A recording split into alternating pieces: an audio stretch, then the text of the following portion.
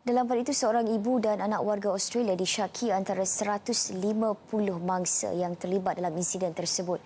Kenyataan berkenaan dibuat oleh Menteri Luar Australia, Julie Bishop di Canberra. Julie Bishop bermasa sama berkata siasatan masih lagi diteruskan bagi mengenal pasti sama ada masih terdapat mangsa lain warga Australia.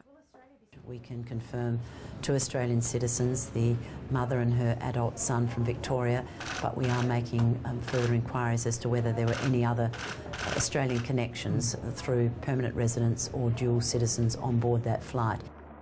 Dalam pada itu, Australia menzahirkan ucapan takziah kepada ahli keluarga dan sahabat mangsa nahas tersebut melalui Perdana Menterinya, Tony Abbott. There's been another air disaster involving Australians.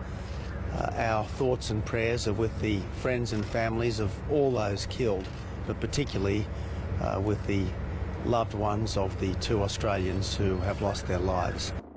Selasa lalu, penerbangan pesawat Airbus A320 dari Barcelona mengalami penurunan mendadak kurang setengah jam sebelum mendarat di Düsseldorf sebelum terhempas mengakibatkan 150 penumpang terkorban.